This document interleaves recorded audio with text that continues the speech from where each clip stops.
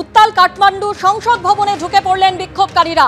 পুলিশের গুলিতে অন্তত 5 জন বিক্ষোভকারীর মৃত্যু হয়েছে। কিরকম অগ্নিগর্ভ হয়ে উঠেছে বানেশ্বর চক এলাকা, সেই ছবি আপনাদের সামনে তুলে ধরছি। পুলিশের গুলিতে অন্তত 5 জন বিক্ষোভকারীর মৃত্যু হয়েছে বলে জানা যাচ্ছে। পুলিশের সঙ্গে সংঘর্ষে 300 বিক্ষোভকারী আহত। বিক্ষোভকারীদের হঠাতে লাঠিচার্জ, কাঁদানে গ্যাস পুলিশের।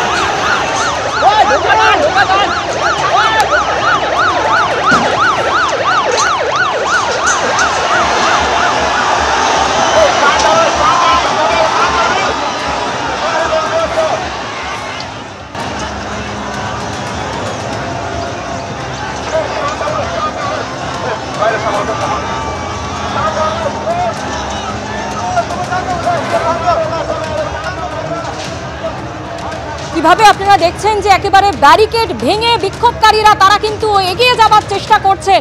পুলিশের তরফে যে ব্যারিকেড দেওয়া হয়েছে সেই ব্যারিকেড ভেঙে তারা এগিয়ে যাবার চেষ্টা করছেন। একাধিক সোশ্যাল মিডিয়া অ্যাকাউন্ট নিষিদ্ধ করার প্রতিবাদেই এই বিক্ষোভ, যে বিক্ষোভে নেমেছে তরুণ প্রজন্ম, একেবারে কারফিউকে উপেক্ষা করেই তারা পথে নেমেছে। এই মুহূর্তে যে ছবি আপনারা দেখতে পাচ্ছেন যে পুলিশের তরফে যে ব্যারিকেড করা হয় সেই ব্যারিকেড ভেঙেই কিন্তু এগিয়ে যাবার চেষ্টা করছেন বিক্ষোভকারীরা। অন্যদিকে নেপালের কাঠমান্ডুর রাস্তার ছবিও পাশাপাশি আপনাদের সামনে তুলে ধরছি। কাতারে কাতারে মানুষ তারা রাস্তায় নেমেছে।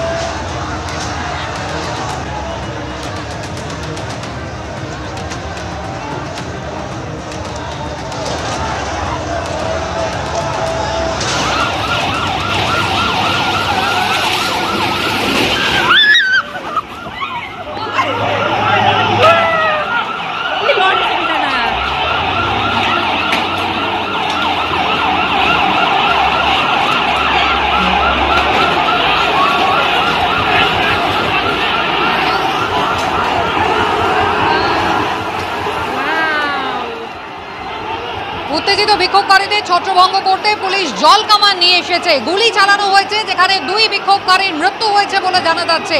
একদিকে পুলিশ লাঠি চার্জ করছে বিক্ষোভকারীদের সরাতে, একেবারে যে ব্যারিকেড রয়েছে তা ধাক্কা দিয়ে ভাঙার চেষ্টা করছেন বিক্ষোভকারীরা।